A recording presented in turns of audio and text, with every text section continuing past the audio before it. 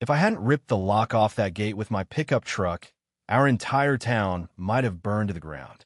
That thought still echoes in my mind, especially now as I stand here watching a fire truck refill its tank from the emergency water valve buried just inside my property line. The same valve Martha tried to claim as her own. The same one she padlocked shut because, and I quote, "Your gate clashes with the neighborhood's visual consistency." I wish I were joking. But no, Martha's reign as president of the HOA turned into a full-blown statewide emergency in under 24 hours. And it all began with a silver padlock, a folding lawn chair, and one woman's total inability to mind her own business. It was just another Monday morning. Birds chirping, coffee brewing, my dog Scout doing his usual patrol along the fence line like a retired police canine. I was halfway through replacing some boards on the chicken coop when I saw her. Martha, marching down the gravel road with that familiar tight-lipped determination. She wore oversized sunglasses that made her look like an anime villain and clutch her clipboard like it was some holy relic of suburban law. I didn't think much of it until I noticed she was walking straight toward my gate. She paused, looked around, pulled something shiny from her purse, and before I could even get close enough to shout, she snapped a padlock onto my front gate and turned on her heel like she had just planted a flag on the moon. I jogged up, dust rising from my boots as I tried to keep my cool. "Hey, did you just lock my gate?" I called out. She didn't even flinch. "Yes, I did. Per HOA Ordinance 14B, no unapproved front-facing structures may remain unlocked." "Martha," I said, already regretting using her name, "this isn't a front-facing structure. It's a private access gate on a private easement." She smiled like I just told her I didn't believe in gravity. "That's what you think, but it's clearly visible from the community trail. It's an eyesore. I've submitted multiple complaints and have taken the liberty of securing it myself." "Ich stehe her, dumbfunde." "You submitted complaints about my gate?" She nodded proudly. 3, all unaddressed. So I acted. The thing is, I could have taken the lock off right then and there. Bolt cutters, ATV, brute force, you name it. But I didn't. Not because I feared Martha. She had the legal authority of Garden Gnome, but because I knew what was beneath that patch of gravel behind the gate. 10 feet in, under a metal hatch, lay the emergency valve to the town's backup water supply, installed after the 2017 floods wiped out the main line. Guess who helped design that system? Yours truly. I looked down at the lock, then back up at Martha, who was already typing something into her phone. "I've documented your non-compliance," she chirped, oblivious to the fact that she had just blocked the only emergency access point used by the fire department 3 years in a row. But it didn't stop there. Martha unfolded her lawn chair and plopped it down across from my gate. She spent the next 4 hours sipping kombucha and glaring at passersby, including the Amazon delivery driver. She even tried to redirect him to a non-existent back alley entrance. By sunset, the temperature had spiked to 103 degrees Fahrenheit, and the local news was flashing fire warnings. I debated calling the fire department to warn them, but I figured she'd get bored and leave. I was wrong. That night, lightning struck a ridge for miles east. The dry brush ignited like it had been doused in gasoline. I saw the orange glow from my upstairs window and smelled the smoke before I checked the fire map. The wind was pushing flames west, straight toward us. Within 30 minutes, sirens wailed. Fire trucks raced down the community trail, heading right for my gate. I grabbed my boots and ran out, hoping someone had brought bolt cutters. No luck. When I got there, Martha was still in her lawn chair, now wearing a bathrobe and sipping wine like she was at a spa. One firefighter jumped out. "We need access to the valve now." Martha didn't look up. "This is private property. I can't allow anyone through without HOA clearance." We all blinked. "Ma'am," he said, clearly struggling to stay calm, "that water access is part of the town's emergency infrastructure. You are obstructing state response." She waved a hand. "Then bring paperwork." I didn't wait. I sprinted back to my shed, grabbed a chain, hooked it to the lock, tied the other into my pickup, and floored it. The gate snapped open with a sound that was music to my ears.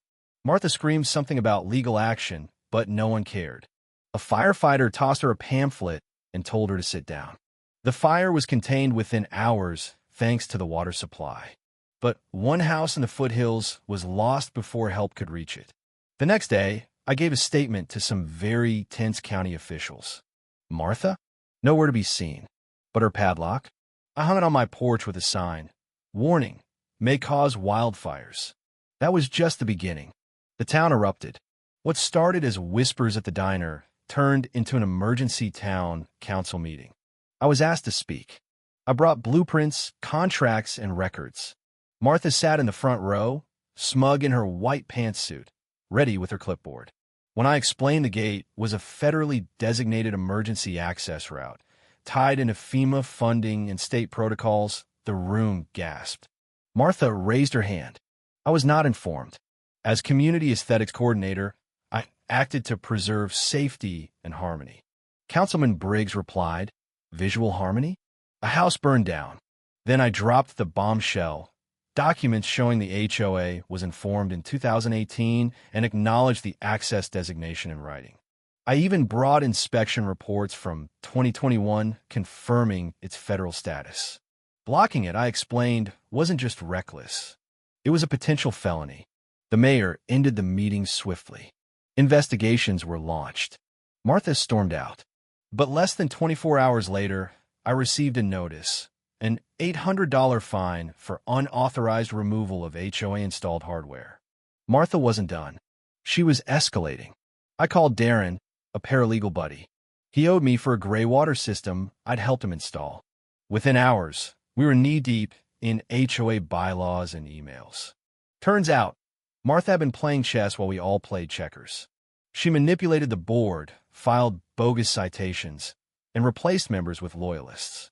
But Darren found the easement agreement from 2017, still valid, and more. The gate was on FEMA's critical access registry. Then came the real kicker, screenshots of internal HOA messages. Martha had typed, "We locked it. He can't prove it's federal. By the time he does, he'll be buried in fines." We submitted formal complaints. County zoning, infrastructure authority, Homeland Security. The fire marshal called me personally. "We're referring this to the state. This is bigger than we thought." And then Martha showed up at my door. No clipboard this time. Just a smug look and a stack of glossy folders. "I'm here to discuss your behavior," she said. "You do realize you're under investigation, right?" She smiled. "You're bluffing." "Nope. I have your emails." Her eyes twitched. She dropped a folder at my feet. "You're summoned to an HOA disciplinary hearing. Refusal will escalate penalties."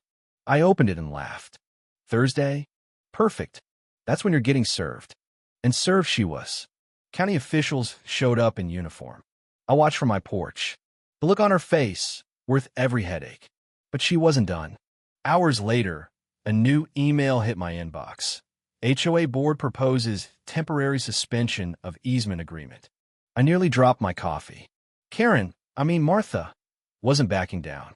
She was spinning it, claiming I had colluded with government agencies. She even used the word sovereignty. But the county had our backs. So did the media. Someone leaked the HOA emails. The news exploded. Local HOA president blocks emergency access during wildfire. Social media had a field day. Memes, videos, petitions. The state fire marshal gave a press conference. "We are investigating obstruction of emergency access." The HOA panicked. They reversed their decision, issued a letter dropping the fines, offered a formal apology, reimbursed my property damages, covered the cost of the smart gate upgrade. A week later, I was nominated for a non-voting advisory role on the HOA board. I accepted. The first meeting was peaceful. We reviewed safety protocols, approved fire-safe landscaping, and nobody fought over mailbox colors. A month after the fire, the county hosted an appreciation event. When they called my name, I kept it simple. One lock can stop water. One voice can stop that lock. Speak up, even if you're the first. People clapped. Life moved on. Martha faded into the background. She tried forming a private committee, but no one joined. As for me, I helped design a second emergency valve. No HOA nearby. Just access. Guaranteed. And that gate. still standing. Smart lock blinking. A quiet reminder that one man, one truck, and one broken padlock saved a town from burning.